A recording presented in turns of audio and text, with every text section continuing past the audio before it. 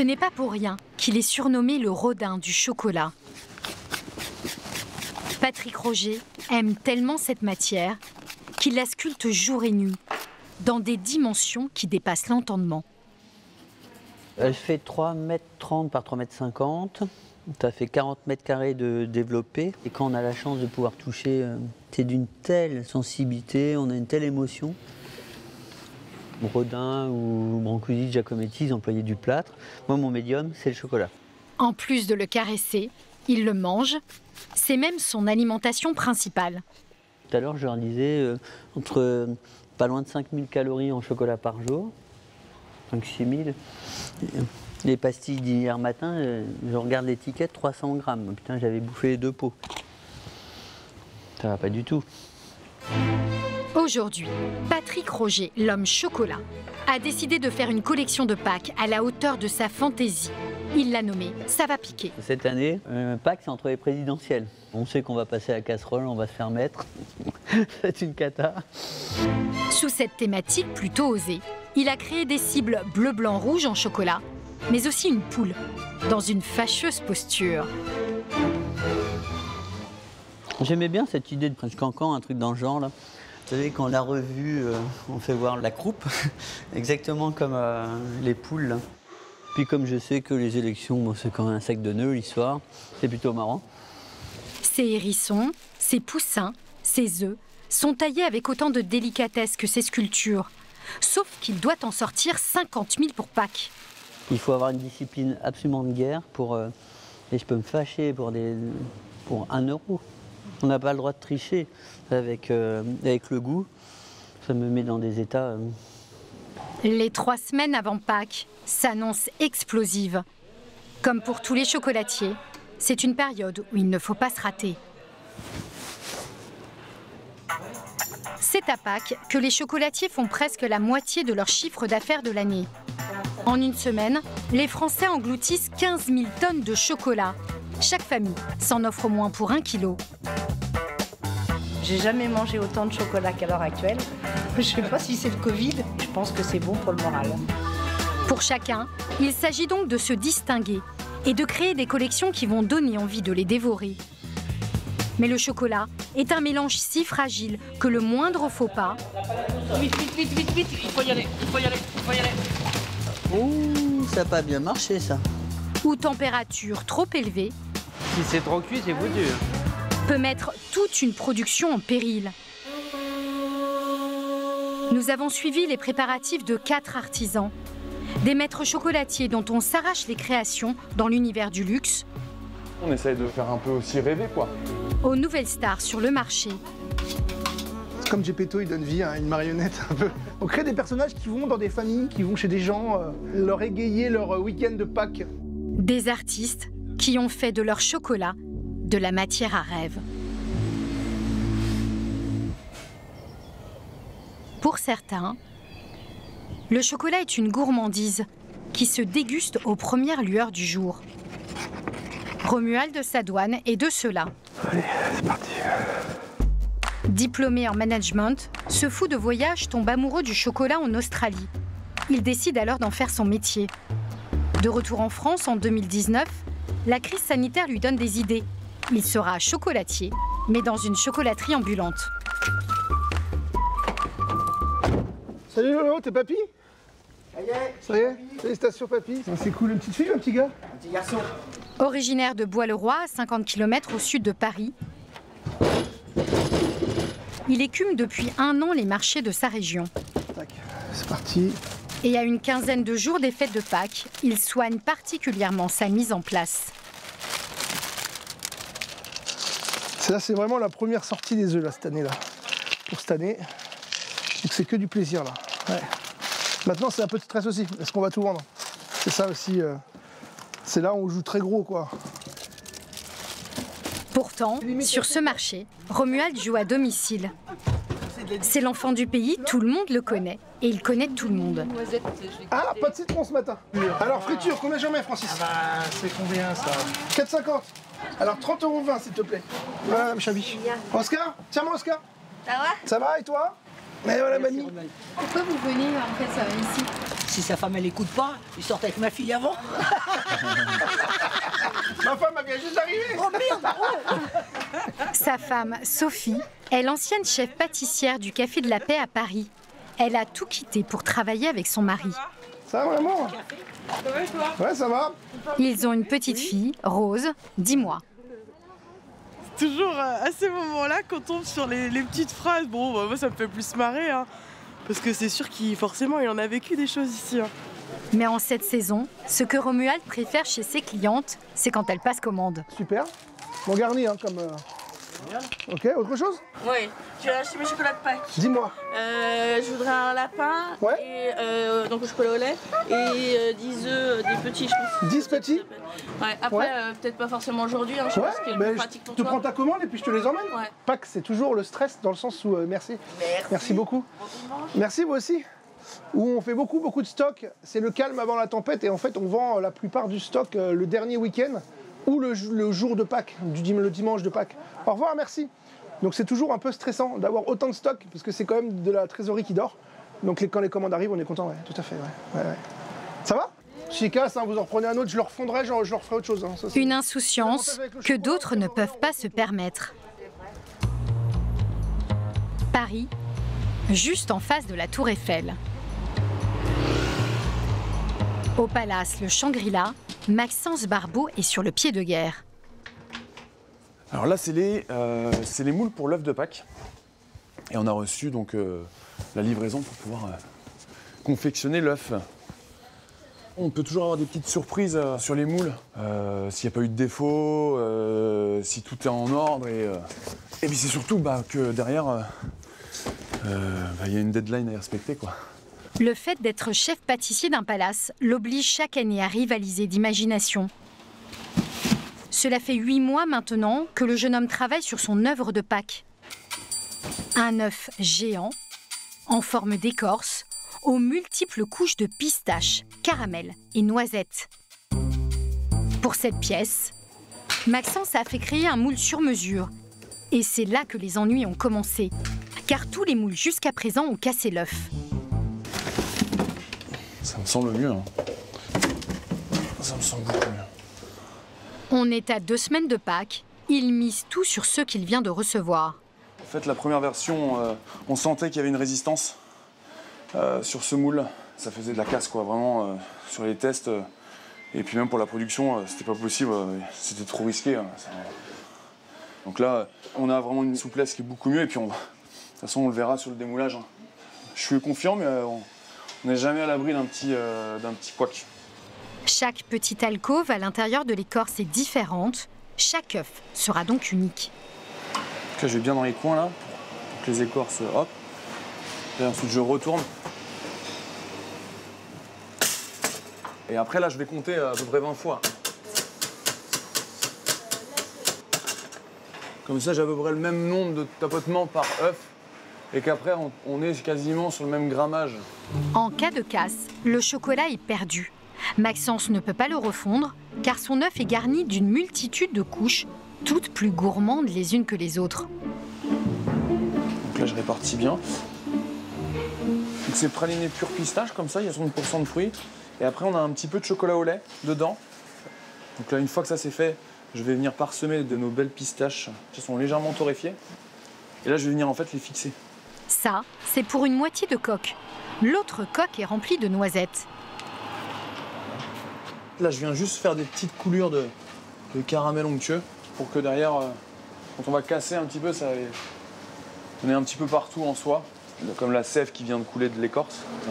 Après, c'est le métier de l'artisanat. C'est pas une machine. C'est le moment de rajouter une dernière couche. Voilà, on emprisonne bien le caramel et l'ensemble. Et de prier les dieux du chocolat. Car après 2 heures de séchage, Maxence peut enfin procéder au test. Tout doit se démouler. Hein. On peut pas, il faut que tout se démoule parce que c'est vrai qu'il y a un petit peu de marchandises dedans. Maxence y va d'abord de manière chirurgicale. Voilà, juste là.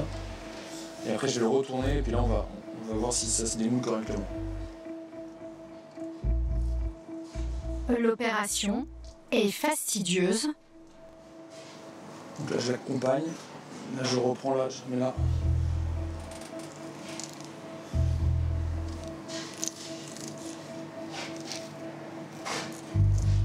Et voilà. Les moules ont fonctionné, sont correctes, quoi. Donc ça, c'est rassurant pour la suite. Le problème, c'est qu'il n'en a pas un, mais 100 comme celui-ci à sortir en à peine 2 semaines. Ces chocolatiers sont prêts à tout pour transformer une simple friandise en chef-d'œuvre. En Italie, dans la petite ville d'Alba, au cœur de la campagne des Langhes, dans le Piémont, certains d'entre eux dénichent des trésors. Ah, però sono un po' verdi, sì. Je connaissais pas le... Si. À janvier, à février, il arrive ça, les premières. Hein? Mais bonjour. Voilà. Mais ça, c'est la façon que la noisette, il fait une impollination naturelle. Federico est peut-être le producteur le plus sollicité du monde. Sur ses terres sont cultivées les meilleures noisettes de la planète. Le sol ici, c'est très sableux. Hein? C'est très léger.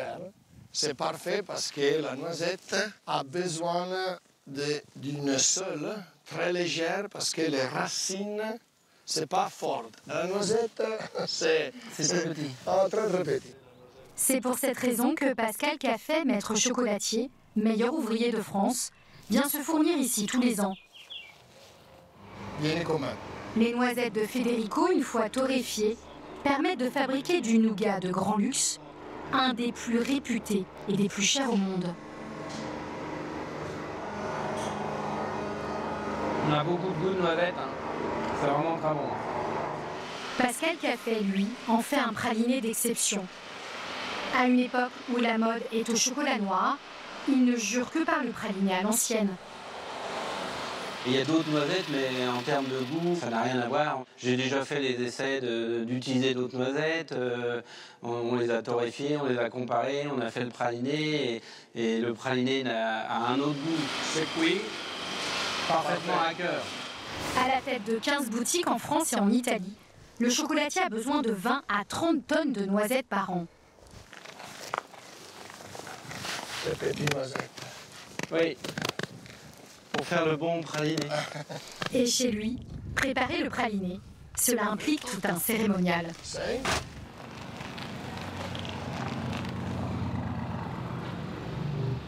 Paris, quartier du Marais. Patrick Roger a lui aussi ses petits rituels. 3 semaines avant Pâques, il se rend dans chacune de ses 8 boutiques pour faire ses vitrines. On va démarrer là. La production à grande échelle n'a pas encore commencé. Comme un grand couturier, il veut se donner la possibilité, jusqu'au dernier moment, de tout changer. Pour l'instant, on ne fabrique pas les sujets pour vendre. On travaille vraiment comme en cuisine, au dernier moment. C'est ce qui est le plus excitant. Il tombe dessus. Ça commence mal. Pas grave, vous l'enlevez. Un œuf à casser. Il n'a pas supporté une colle de parésie. Bon, c'est fragile. Ça tient par le Saint-Esprit. Et comme c'est lourd, ça s'arrache pas mal. Et c'est un des grands défis aussi, c'est que quand le client part, c'est ce que je lui dis toujours, on va pouvoir faire un rond avec le sac, avec l'œuf dedans. Ah, ça serait Non, ça va. Ça va. On est habitué quand même de faire un peu de réparation. Après, ça peut me rendre grognon aussi. Grognon et surtout exigeant. Dans son œil d'artiste, tout doit être aligné, au millimètre près. Là, il faut qu'on recule tout d'1 centimètre, on a l'ombre en dessous. Et comme là, vous voyez, il est trop loin par rapport à ça. L'œuf, il est loin. Son bras droit, Angelo, a fini par intégrer cette rigueur extrême. C'est l'image de la marque, c'est l'image qu'on veut refléter. Et si on n'est pas précis là-dessus, on n'est pas précis sur les autres choses. C'est la base. On ne sait pas aligner un carton, on ne sait pas aligner des chocolats. Patrick Roger aimerait tout maîtriser. Hélas, il y a une chose qui lui échappe et qui pourrait s'avérer catastrophique, la météo. Déjà, il fait chaud, ça commence mal. On part pour 10 jours. Et on peut se prendre 2 mois où il fait chaud, donc ça c'est l'incidence. Après, le principal problème, c'est tous ces Parisiens qui ne travaillent plus. Le télétravail, ça a vraiment changé beaucoup la donne. Et les touristes, quand ils vont revenir aussi. C'est un bordel. D'autres chocolatiers ont choisi d'accepter ces imprévus et tous les risques du métier. C'est parti. En Seine-et-Marne, son camion est installé dans le parking de la maison de ses parents. Allez, une petite journée de chocolat. Romuald, le chocolatier ambulant, se prépare déjà à affronter l'affluence des grands jours. Voilà, il y a beaucoup de boulot. On est content, c'est la période de l'année où on s'éclate. C'est le printemps, on fait des œufs, on fait des poules. C'est très sport, mais c'est que du bonheur. Son camion, c'est aussi son laboratoire. Romuald y fait des truffes, des rochers pralinés, des tablettes en vrac vendues au poids. Il n'a pas le confort des grandes maisons, mais il fait avec les moyens du bord. Son amour du chocolat lui suffit. C'est une matière qui est noble. Ce que je dis à ma femme tous les jours, tu te rends compte, notre boulot, c'est de faire du chocolat. Ça sent bon, c'est reposant, c'est une matière magique. Je crois que ça, c'est ma pièce préférée, ça, le poisson. Pourquoi? Mais je sais pas pourquoi, je le trouve très beau, quoi. Tu vois, tu t'émoules, poisson brillant. Ça sent meilleur que le poissonnier au marché. 400 grammes de bonheur, le poisson. Pour le moulage de ses pièces, l'artisan a une technique qui pourrait faire bondir ses confrères maîtres chocolatiers. Une crêpière, une plaque en inox. La crêpière va chauffer en fait finalement ma plaque en inox. Il suffit de poser une moitié d'œuf sur la plaque afin de chauffer son extrémité et ensuite de la coller. Tiens, prends plutôt ça. Ouais. Mais pour les manœuvres plus délicates, comme ici le démoulage de sa pièce maîtresse à un lapin de 4 kg, On est derrière. Hop. il a besoin de sa femme Sophie. Un bout. Tiens, oui. Hop là. Super. Parfait. On a appris des chirurgiens du chocolat. Et on essaye de manipuler ça à deux. Voilà. Parce qu'on préfère être prudent. Si on le casse, c'est pas grave, on va le refondre. Il n'y a pas de problème, on va pas perdre de matière, mais on va perdre du temps. Et du temps à Pâques, on n'en a pas vraiment. Voilà. Il a un nom ou pas, ce petit lapin? Il n'a pas de nom, ce lapin. On aime bien l'appeler Jeannot, moi je Ouais, l'appelle c'est Jeannot. très original, Jeannot. Jeannot Lapin est emballé. Il est cette année la pièce la plus chère de la petite boutique. Ça, c'est une pièce qu'on va vendre 249 €. Voilà. On va trouver un public. Souvent, c'est des grandes familles. Pour Pâques, un petit coup de marteau. Ou des entreprises. Voilà, les patrons, ils allaient offrir ça à leurs employés dans le bureau. C'est sympa. C'est convivial, surtout après Covid. C'est top, quoi. Ça rassemble les gens. Ça rassemble les gens, ouais, exactement. D'ailleurs, certains sont tellement dingues de chocolat qu'ils décident de craquer bien avant le jour de Pâques. Là, on a le petit frère. Laura, est-ce que tu peux me sortir le cacao poudre, s'il te plaît? À Paris, au Shangri-La, Maxence a dompté ses moules et bien avancé dans la production de ses 100 œufs. Mais les étapes pour le finaliser lui prennent des heures. L'œuf n'est pas non plus à 20 €. Donc on doit aussi d'avoir indirectement aussi un travail sur l'œuf, parce que le temps passé aussi, comme un ébéniste qui passe du temps sur son meuble. À 118 € pièce, il veut que cela ressemble à un bijou et va jusqu'à recréer les nuances de l'écorce au décapeur thermique. Et comme si cela ne suffisait pas, Maxence s'est rajouté une autre difficulté. Une tablette de chocolat siglée avec le S du Shangri-La. Il y a 300 petits S à faire. Un enfer. Et là j'encaisse un. Ça marche, mais ça pourrait être plus productif. Alors que l'on est à 2 semaines de Pâques, une cliente a déjà passé commande. Puis on le positionne bien correctement. Voilà. Elle veut 2 œufs pour aujourd'hui même, et c'est une habituée à qui Maxence n'a pas le droit de dire non. Les 2 premiers œufs, c'est bien. Elle est chaud devant. Chaud. Mais une fois arrivé dans les langes, Elle est où, madame le maître? Non, mais elle est où, madame le maître? Elle est où? la cliente s'est volatilisée. Oh là là, on n'est pas bon là. Elle est où? C'est super. C'est génial. Et au bout d'un quart d'heure... Bonjour, on vous a trouvé, désolé du retard. Non? On était en train de vous chercher. Non, vous êtes passé devant moi. Ben oui. Oui? Vous êtes nos premiers clients. Ben oui, mais ça, on vient exprès de Normandie. Alors, comme un grand chef expliquerait son plat, Maxence leur présente sa création. Le but, c'était de pouvoir, en fait, casser comme des carrés de chocolat. Oui, comme ça, donc, il y les aura, enfants vont être contents. voilà, l'œuf écorce, pistache et l'œuf écorce noisette. Franchement, ce sont des œuvres d'art. On en profite et on en fait profiter par la beauté. Et après, on va les déguster. Et c'est deux choses en un. On le partage avec des amis, nos enfants, nos petits-enfants. Et l'arrière-grand-mère qui a 90 ans est là encore avec nous. Et aussi profite ça. Et c'est une grosse gourmande. Ils sont assez lourds quand même. Est-ce que vous voulez que je vous les mette directement dans la voiture? Oui. Hein? Comme ça, on les met en sécurité et puis... Le chef a du mal à lâcher ses 2 premiers œufs. Allez, Maxence, on y va. Je vous suis. C'est parti. Et là, il faut les coincer. C'est aussi un coup de frein, Maxence. Bah là, c'est parfait parce que là, si je... Là, vous mettez les deux. Ouais, impeccable. Comme ça. Avance un peu ton siège avec. Voilà. En tout cas, la marchandise est chargée. Et puis bien calé, hein? Là, on est bien là. Hein, si elle arrive cassée? Faut juste qu'ils mettent pas le chauffage à 28 degrés. Non, ça va. Non, c'est impeccable. Ils arriveront à destination Normandie. À bientôt, hein. Merci beaucoup. À Troyes, dans l'Aube, il y a une usine qui, à cette période de l'année, tourne à plein régime. C'est celle de Pascal Café. Salut, tu vas bien? Le chocolatier amoureux du praliné. Et justement, ce matin, il doit transformer les noisettes italiennes en un praliné d'exception. Avec une technique vieille de plus de 40 ans, qu'il a héritée de son père. Première étape, verser du sucre liquide dans les turbines remplies de noisettes. La noisette va chauffer. Et on aura une température environ de la noisette à cœur qui sera autour de 70-80 degrés. Et elle va transmettre tous les parfums au sucre. L'huile de la noisette va se transmettre dans le sucre. On aura vraiment un vrai goût de noisette. La méthode de café est risquée.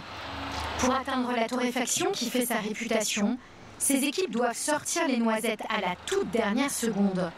Le danger, c'est que tout peut brûler. Ouais, ça va être bon dans très peu de temps. C'est vraiment à la seconde près, donc c'est le moment le plus long. Et quand le moment approche, tout doit aller très vite. Le praliné doit rapidement sortir des turbines. C'est bon là? Ouais, ça va être bon. Vas-y. Ah, parce que si c'est trop cuit, c'est foutu. Tous les jours, 600 kilos de blocs de praline sortent de ces cuves.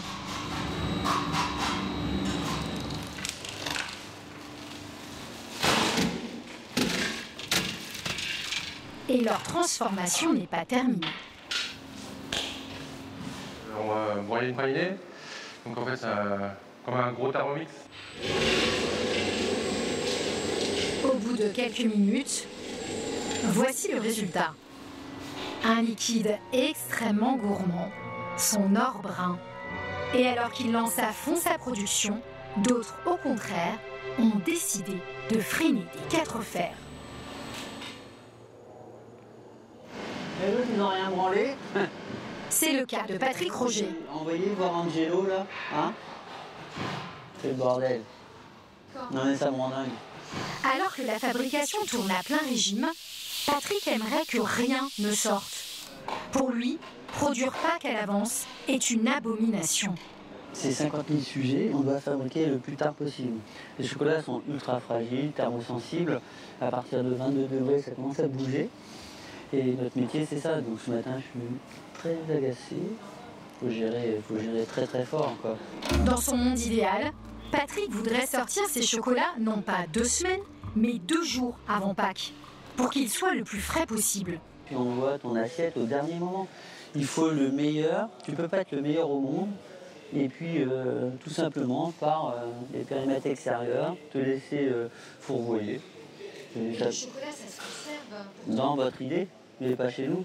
Aujourd'hui, nous, notre métier, on est comme chez Alexandre Gauthier, Emmanuel Renaud, Guy Savoie. C'est comme les plus grands cuisiniers du monde. Tu envoies, t'as ta pêche, t'as tes légumes, et la salade est extraordinaire. Chez Emmanuel Renaud, il va la chercher dans le jardin. Regarde, ça donne la chair de poule. C'est ça notre métier, notre vie, c'est de construire le meilleur. Si les grosses pièces ne sortent qu'au goutte à goutte, les petits chocolats, eux moins fragiles, sont envoyés en quantité astronomique. C'est mieux, hein. Il faut que votre main tienne ça, sinon la barre elle bouge, quoi. Et plutôt vous allez faire les... Oh putain, il est capable de me tuer ce con. Là, plutôt vous allez resserrer ça, là, moins les barres elles vont bouger, quoi. Sur ces tables de 20 mètres de long, l'équipe de Patrick se dépêche d'étaler des tapis de ganache avant qu'elles ne durcissent. Devant les yeux, vous avez 28 000 de chocolat. Là, étalé sur les démarres. Il faut savoir que nous, pour faire un chocolat, on y met 3 jours et demi, 4 jours. Donc à la vitesse que chacun mange un chocolat, on n'y arrive pas.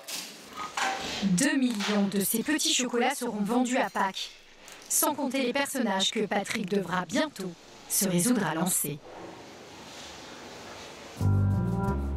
À Paris, à l'hôtel Shangri-La, Maxence a abattu un travail énorme. Partout. Ces coquilles ont tenu, mais évidemment la catastrophe est venue d'ailleurs. Des boîtes, en l'occurrence. On les a trop comptées, normalement il devait y en avoir 90, et il n'y en avait que 80. Là je me suis dit, on a pété bon quoi. On a pété bon là. Je me suis engagé sur une vente de tant d'œufs, donc voilà, on ne peut pas faire autrement. En fait, 10 boîtes se sont cassées pendant le transport. Heureusement au Palace, il y a un service technique présent jour et nuit et qui sait absolument tout réparer. Ouais, donc les boîtes, ça c'est tout. Ouais, c'est nickel. Faut pas trop les chahuter, hein. La colle elle sèche encore un peu, mais ouais, c'est génial. C'est fragile, donc de toute façon, il faut y aller. Trop bien. Il te manque un plexi. Ouais, il manque un plexi. Ouais, c'est ça, j'en ai encore là. Ouais, génial. Vous êtes au top, les gars. Bah, merci, hein. Maxence repart avec ses 10 boîtes manquantes. Quand il y a un truc qui arrive comme ça, on est bien content de les avoir, quoi.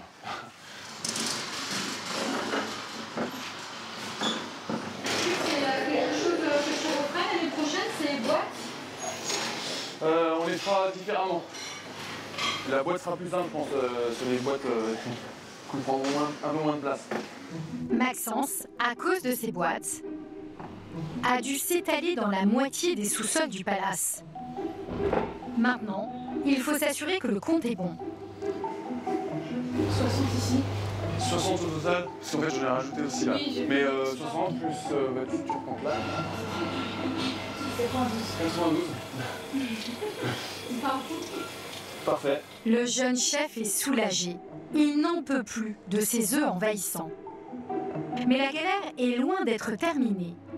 Une fois toutes les boîtes garnies, Il y a du renfort là. il faut aller les stocker dans une pièce de l'hôtel jusqu'à Pâques. Ouais, vous pouvez en mettre 2 comme ça. Comme ça on peut rentrer à 2 directement.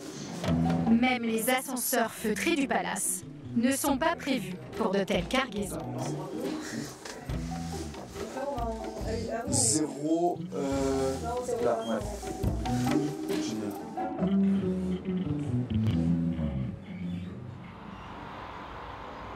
Ce matin à 3, on n'emmène pas large non plus. Pascal Café, le roi du praliné, reçoit une visite surprise. Bonjour. Celle du responsable qualité de l'entreprise, son fils Gabriel, 5 ans. Il vient vérifier si les commis réalisent le bon geste sur ses Paris-Brest. Mais il vient surtout contrôler la qualité du praliné, fabriqué avec les noisettes italiennes. Tu peux mettre un peu de crème là?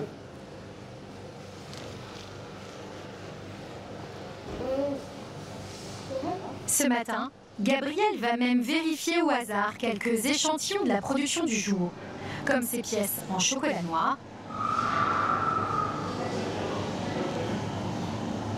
validées, T'es sûr qu'on a droit? ou ces biscuits à l'amande au cœur de praliné coulant.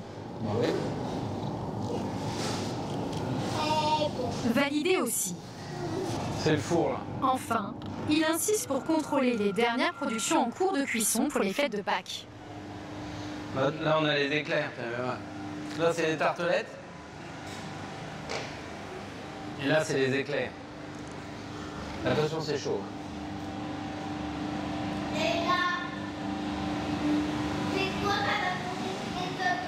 Là c'est du biscuit aux amandes. Gabriel assouvit le fantasme de tous les petits-enfants du monde. Un papa pâtissier chocolatier. Un rêve que Pascal Caffé a lui-même vécu. Il a hérité de l'entreprise et du savoir-faire de son père Bernard, qui a fondé la maison. Donc là c'est mon père qui avait fait une pièce montée à l'époque. Papa adorait le praliné et puis il était boulanger-pâtissier, il a appris toutes les bases par lui-même et je pense que j'ai gardé ça de lui et c'est super. Ça c'est une de mes premières réalisations, j'avais 16 ans et j'avais fait pour les 30 ans de mariage de mes parents. En fait mon père m'a vraiment enseigné les bases du métier à la perfection et je le remercie d'ailleurs de ça. Nous sommes à une semaine de Pâques. Tous les chocolatiers vivent des heures cruciales, même le plus réfractaire d'entre eux. À Sceaux, Patrick Roger a enfin donné l'ordre de lâcher les fauves. Son armée d'œufs est prête à envahir ses boutiques. Salut à toi. Angelo dit adieu à tous les sujets qu'il a fabriqués. Ils sont tous un peu uniques, donc des fois on s'amuse à faire des petits détails en plus. Par exemple là-dessus, il y a eu peut-être une petite erreur, mais la petite erreur a été magnifiée. Il a joué dans Viking, mais tu vois. Après on se dit, bon, le client quand il le verra, ça fera des plaisirs. Pour le maître, c'est le moment de vérité. Il va enfin savoir si sa nouvelle collection va plaire. Au dernier moment, tu prépares, encore une fois, comme en cuisine. Tu envoies, mais ton service doit être prêt, sinon tu te fais défoncer, quoi. Et Pâques, c'est violent, mais c'est vraiment violent. C'est beaucoup moins important que Noël, mais c'est très violent sur 3 jours. On fait 75% du chiffre d'affaires en 3 jours. C'est débile, quoi. Place de la Madeleine à Paris. Les poules de Patrick assurent le spectacle. Elles amusent les passants. Et la boutique commence à se remplir. Je prends l'œuf cocorico, enfin je sais pas comment. Et la boîte de l'œuf, c'est pour poule. Ouais. Les vendeuses ont, elles, reçu des consignes strictes du patron. C'est 2-3 semaines de transaction et entre 15 et 20 degrés. Malgré ses prix élevés, la collection très osée de Patrick celle-ci plus un œuf est dévalisée. Ouais, c'est bien ça, je pense. Hein. Du coup, on part sur 13 œufs et 13 petites boîtes comme ça. La beauté de ces petits animaux et sa mise en scène millimétrée ont fait mouche.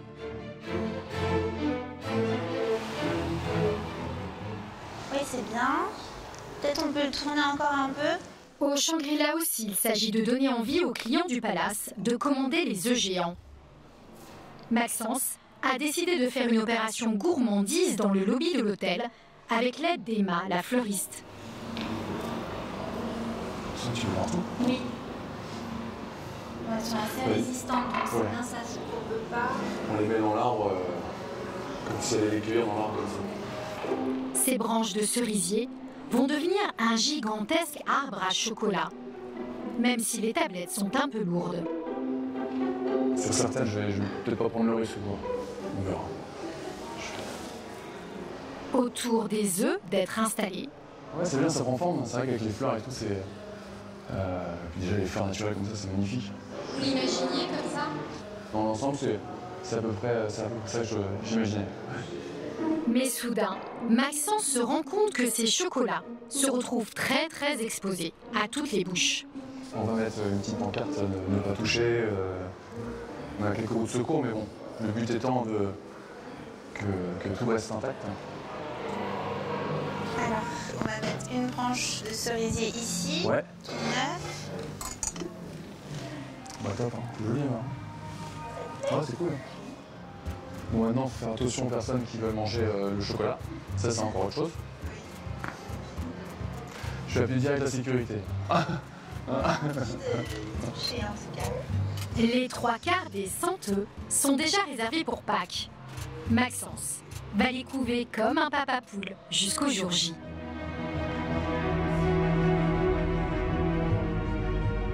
C'est bien que tu viennes de temps en temps marcher avec moi. T'as vu les gens, c'est pas pareil. Pour s'offrir une nouvelle vie de chocolatier ambulant, Romuald a investi toutes ses économies, 75 000 €. Amoureux de voyage, ces kilomètres de route à avaler tous les jours ne lui font pas peur. C'est la van life du travail, c'est la van life de la gourmandise, c'est génial. Moi je suis heureux comme tout, je change de vue tous les jours, je change de clientèle tous les jours, je change de routine toutes les semaines et ça c'est génial. Moi je le trouve tout à fait épanoui dans ce rôle de saltabanque du chocolat. C'est vrai que c'est quelque chose qui lui correspond et qui lui va vraiment comme un gant. C'est le dernier dimanche avant le week-end de Pâques, celui où le couple doit prendre un maximum de commandes. Et une tortue lait. Car dans 7 jours, la folie autour du chocolat sera retombée. Vous voulez un sac, Sophie? Autre chose? 10 € s'il vous plaît. Romuald est très vite rassuré. Ça nous fait 77 € s'il vous plaît. Oui, mais j'ai pas de frais encore. Alors on vous le donne. Les clients savent qu'en fait on fabrique tout à la main. Et donc ils savent que les quantités sont limitées. Donc on a la chance d'avoir fidélisé cette clientèle et du coup ils prennent leurs précautions et ils achètent une semaine avant. Alors on leur explique aussi que ça se conserve, que c'est pas de la pâtisserie, que c'est pas besoin d'être frais le jour même. Donc ça se conservera très bien. Le plus risqué c'est finalement de le manger avant de le faire. Assuré, hein. Romuald ne se paye pas encore. Il espère pouvoir vivre de sa passion dans 6 mois. Ça a l'air bien parti, mais il ne compte pas en rester là. Quelle heure est-il? 12h08. Si tout se passe bien, ils ouvriront en septembre une pâtisserie-chocolaterie près de la forêt de Fontainebleau. C'est Sophie qui en sera la patronne. Je vais prendre du fromage chez Cynthia. 7 jours avant Pâques, Romuald a déjà doublé son chiffre de l'an dernier. À 3 aussi. En fait, maintenant, la garniture, on la met en dessous. Comme ça, c'est plus facile, vous pouvez garder la poule et puis... Pascal Café a réuni tous les gourmands des environs, qui affluent par l'odeur alléchée. Alors ça, c'est un praliné feuilleté noisette, c'est notre signature. Donc, je vous laisse déguster. Quand on rentre, on sent. Il y a l'odeur qui se dégage et on ne trouve pas ça dans les autres. Et c'est ce que je lui ai dit. J'ai dit, il y a l'odeur du chocolat, mais du bon. Les amoureux de pralinés se succèdent dans sa boutique du centre-ville. Ça vous fera 120 € 60 centimes, s'il vous plaît. Pour passer des fêtes chocolatées, il ne regarde pas à la dépense. Si le panier moyen ici est en général de 50 €, il augmente de 10% pendant les fêtes de Pâques. Donc ça nous fait 152,30 €, s'il vous plaît. Parmi les habitués, il y en a une qui vient pratiquement tous les jours. C'est Lydie, la maman de Pascal. C'est elle qui a fondé cette boutique avec son mari il y a près de 50 ans. C'est mes gamines, ça. C'est ma petite fille. Elle vient souvent. Ah, mamie, bah oui. Je peux pas me passer d'eux. Non, c'est ça. Faut que je regarde si tout est bien prêt. Sinon, je change aussi. Tu veux? Bah, t'es obligé. Hein. Je peux pas faire autrement. Hein. C'est le cas de dire, on a les boules. Hein. Tout est nickel. Tout est nickel. Attends, celui-là, il a un petit peu de travers. J'aime bien venir voir. Ça fait plaisir. Quand on voit le résultat, ça fait plaisir. Pascal avait tout juste 24 ans quand son père est décédé en 1986. Il est aujourd'hui le garant de cet héritage qui a soudé les liens de la famille. Sans maman, ici, rien n'existerait en fait. Quand on monte quelque chose comme ça, il faut toujours être deux. Maman était là à la vente, elle a toujours été très, très accueillante avec ses clients, toujours très... enfin, il faut avoir le sourire quand on est dans le commerce. Si vous accueillez les gens en faisant, comme à Ligue, en faisant la gueule, ça marche pas. Ça vous émeut, madame?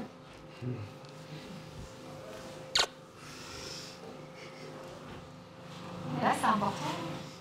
Ben oui. Le pouvoir réconfortant du chocolat peut faire des merveilles. Depuis l'année dernière, les ventes ont bondi de 50%.